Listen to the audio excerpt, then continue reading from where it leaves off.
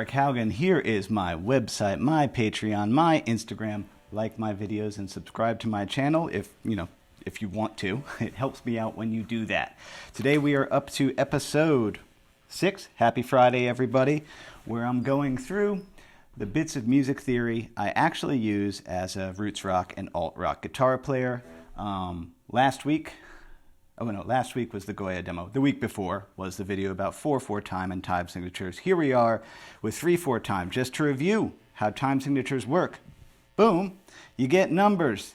They're not fractions. That's stupid. We look at that, being people who know stuff about math a little bit, and we're like, oh, 3/4 time, that means 0.75. No, it means the top number is 3, which means, again, 3 of something. Of what? And then the bottom number, what kind of something? So in the example of 3/4 time, which, yeah, we're going to be dealing with 3/4, 6/8, 12/8, and then some of the other wackier ones, 5/4, 7/4, and 7/8. 3/4 time means a bar of music is 3/4 notes.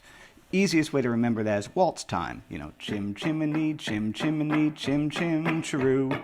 I do what I like and I likes what I do. But again, the thing that makes music groove is, strong and weak beats or accents. And so in 3/4 time, the accenting goes, we'll put it down here. Say we got, it's interesting. So the accent goes 1, 2, 3, 1, 2, 3. That's what makes it sound like 3/4.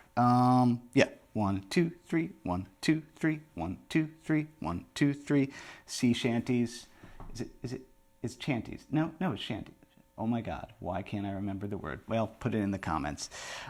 Sailor songs, drinking songs, those old drinking songs tend to be 3/4 time. And let's see, what's a good example? Oh, I don't know why. Last week I referenced Sound of Music, so we'll reference Sound of Music again for an example of 3/4 time. By the way, if I'm talking, fast, there are options in your YouTube player, depending on what device you're on. It's a little gear there that adjusts the quality and speed.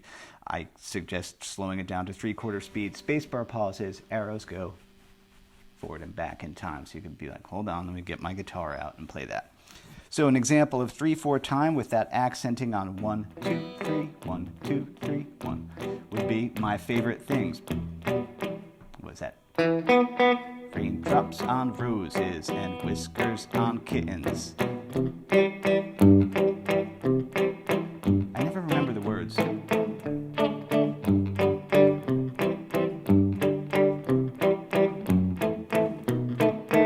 I don't like that pickup. Let's try the same thing in neck pickup.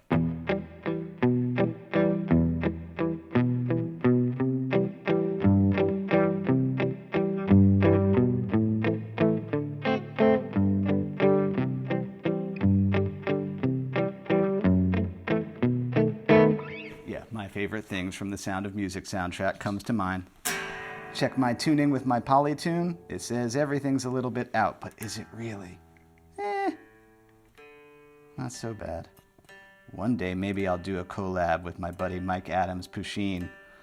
He's up there in Pennsylvania. My mom's in New Jersey, so maybe I'll take my Mustang up to him and we'll do a collab where we take this thing apart and put it back together. That'd be pretty cool. Right, so that is 3/4 time.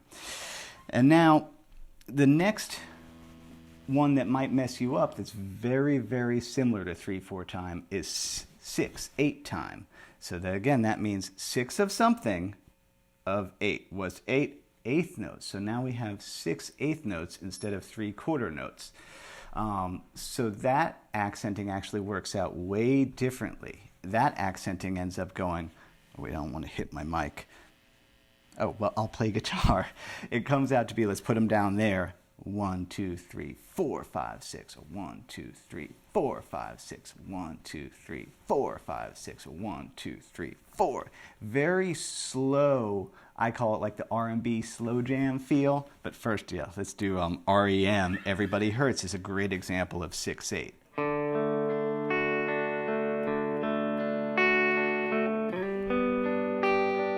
1, 2, 3, 4, 5, 6, 1, 2, 3, 4, 5, 6, 1,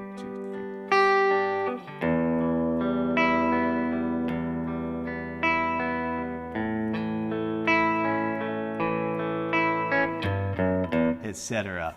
And so you will see sometimes in songs they can shift back and forth between 3/4 and 6/8, which is a pretty cool thing to do because you could have going, you know, 1, 2, 3, 4, 5, 6, 1, 2, 3, 4, 5, 6.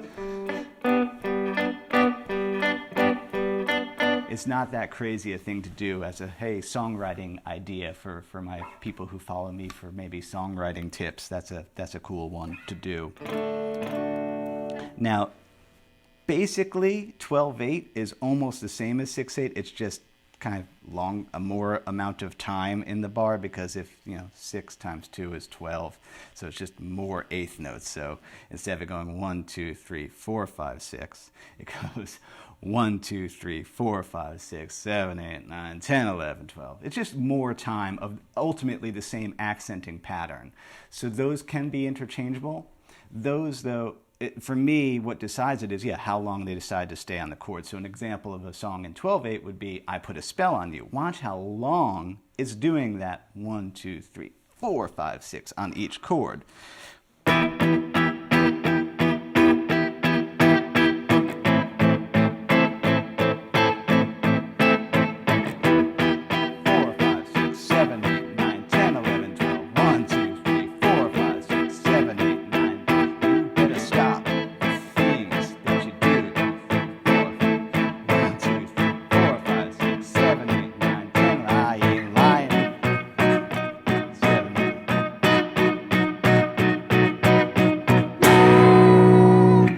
Now, side note, detour. Go listen again to some of that CCR stuff. Because I don't think Fogerty, I mean, he gets a lot of credit because he's Fogerty, but his guitar solos, for those of you who follow my channel, because you know how I like Mark Ribot with stuff like that. Yo, Fogerty is freaky, man. Like the solo in I Put a Spell on You.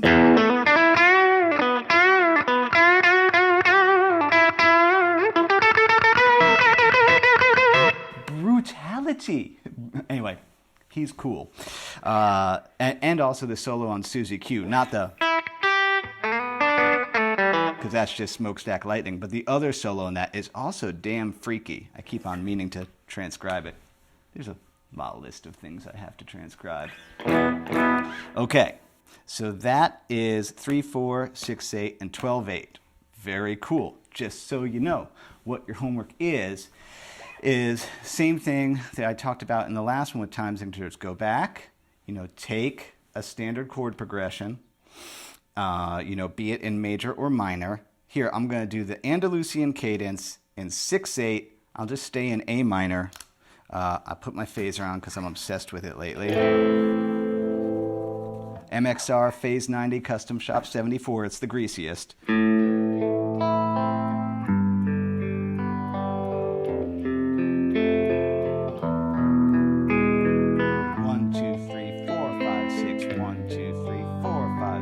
1, 2, 3, 4, 5, 6.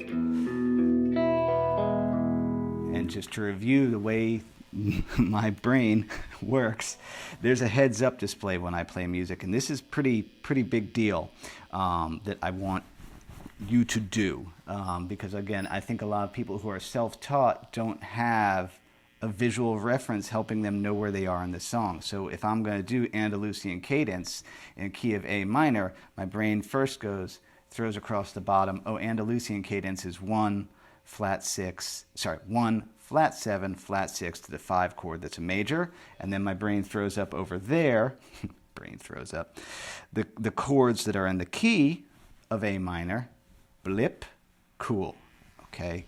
Calculate, put them in, that's A minor, and then I had to do the extra work of what's the groove in 6/8? It's 1, 2, 3, 4, 5, 6. So that's how I did that. And I think, yeah, you should just do that. It's obviously easier said than done. I totally recognize I've been in front of sheet music my whole life, starting back, with recorder and when I was 6 years old. So, but it's funny, I don't see sheet music. I see what I put on screen is why I put it on screen.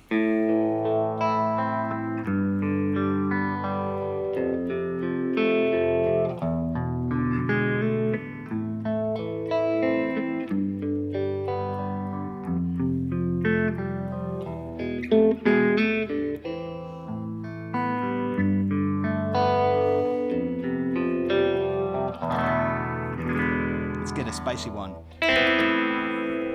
A minor 9 chord, if you don't know it, this is one of my Haugen catchphrases. Know it!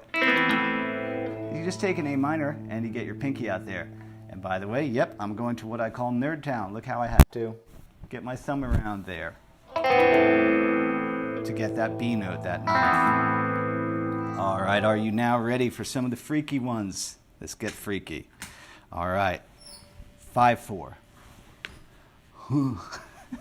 Not so many songs in 5/4, but oh yeah, Whipping Post has one bar of 5/4 in it, doesn't it? Which you heard me open up with because it goes 1, 2, 3, 1, 2, 3, 1, 2, 3, 4, 5, 1, 2, and 3, 1, 2, and 3, 1, 4, 5. Arguably the greatest Allman Brothers song. Love it so much. But anyway, 5/4 means 5 of something, quarter notes. So, you know, your brain would go 1, 2, 3, 4, 5. Well, how are we going to accent that? What you actually do is you accent it like it's a bar of 3/4 and then a half a bar of regular 4/4. So the accent, it goes 1, 2, 3, 4, 5. 1, 2, 3, 4, 5. 1, 2, 3, 4, 5. And of course, you know, one of the most famous ones, Take 5 by Dave Brubeck.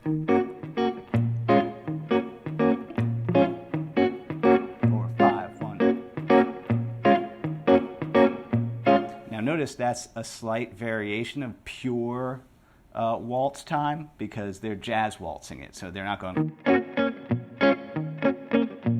They are syncopating it, which again is a fancy cool boy word for, hey, they put a note not in the easy part of the beat. They put a note on the upside of the beat. So you got, oh, nope, yeah. That's E flat minor 7 and B flat minor 7.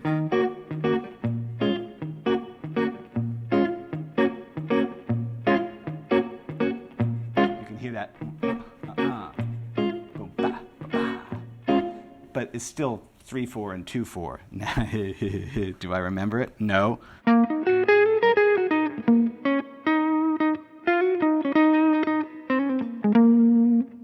Something like that. Another one that I just remembered that's also 5/4, Radiohead from In Rainbows. That first song on In Rainbows, was it 15 step? Let's see if I play it right.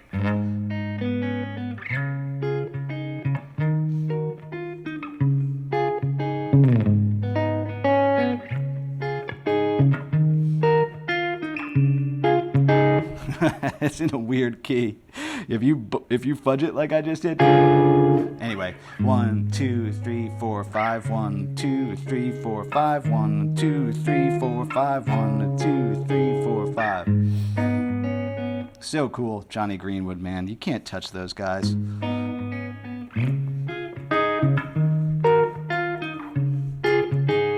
I wonder if he tuned his guitar down or something, because yeah, you get a lot of resonance on those. But yeah, 15 step is in 5/4, and again, very syncopated. And Tom York's melody is even syncopated against that. So they did a great job of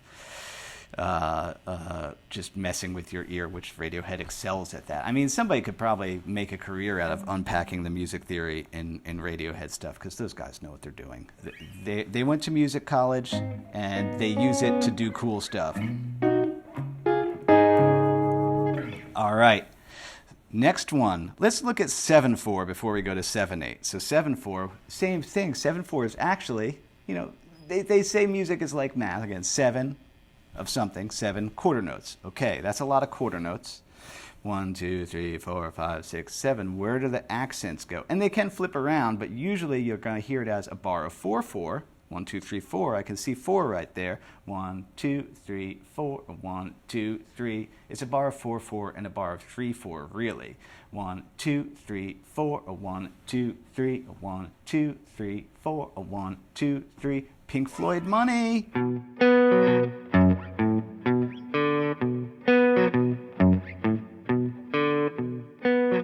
Soundgarden Outshined is a bar of 7/4 too. Can I do this? Yeah, I think we're allowed now.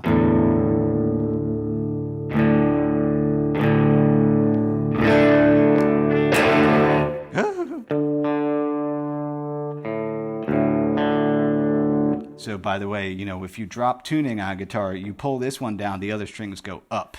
It's just what happens. Just here, we'll take a tuning break. I'm allowed. You know, have a sip of your your coffee or your beer or your tea or water. Everybody needs to drink more water, don't we? You can never drink enough water. All right, Soundgarden outshine. Come on, man.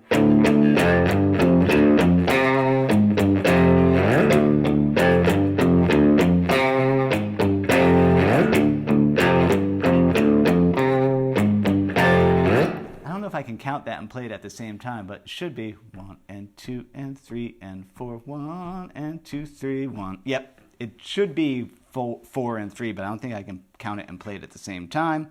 All right, the last one we'll look at is 7/8, and again, 7/4, 7/8, and 5/4. All of these, I'm like, yeah, you can play around with these, but you're not going to see a lot of songs in these. But it's cool to understand how they work out. Again, so 7 of something. Eighth notes. So really 7/8 is almost just a bar of 4/4, because 4/4 would be 8/8, 8/8 notes long. So you just snipped out one, which is pretty tricky to do. The one that comes to mind is staying with grunge, because I'm a 90s kid.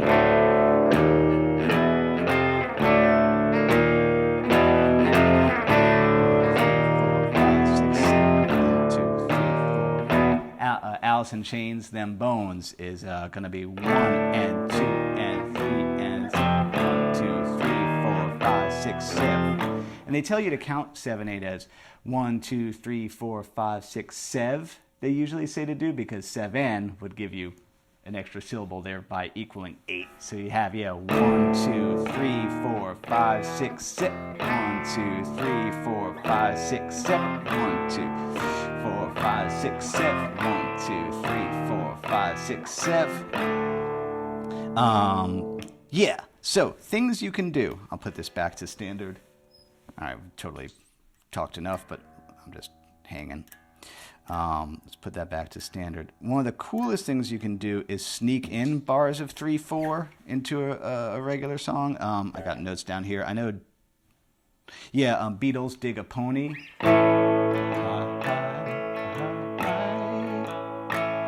Dig a pony. 1, 2, 3, 1, 2, 3. So it's like 6/8, and then it has bars of 3/4 hiding in it.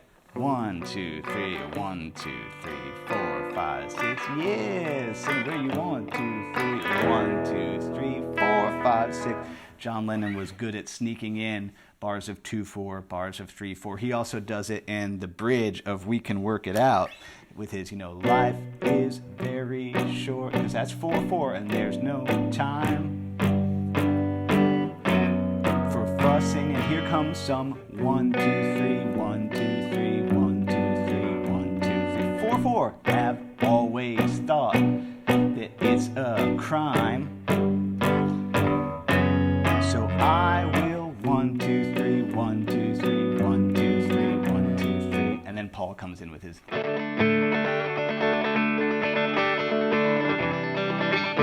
Now I love Paul, but I love him less than the other Beatles. I mean, he's a genius for sure, but it really is true that you can tell the Paul parts from the John parts. Paul is just so bright. I actually kind of like his solo stuff maybe more than the stuff he did with the Beatles, because he got weirder and weirder in those 70s. Okay. To review, your homework is to go back through the other lessons and click on them and take your time with them, but take those chord progressions and now think about some of these grooves and this accenting. Again, thank you everybody who supports me in all the financial ways that you do. Just to review, I don't put ads on my channel because I hate them so much. They're so obnoxious to want to learn something or see something, and then it's like Liberty Mutual.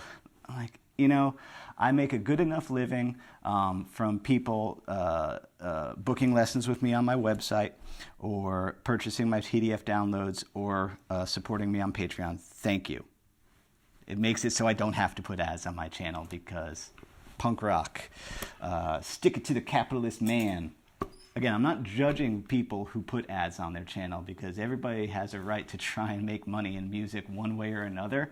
I just have found that generous people like you make it so that, other people don't have to deal with annoying ads. So by supporting me, you're helping me, and you're helping other people not be annoyed by ads for Tide Pods. Okay, that's all.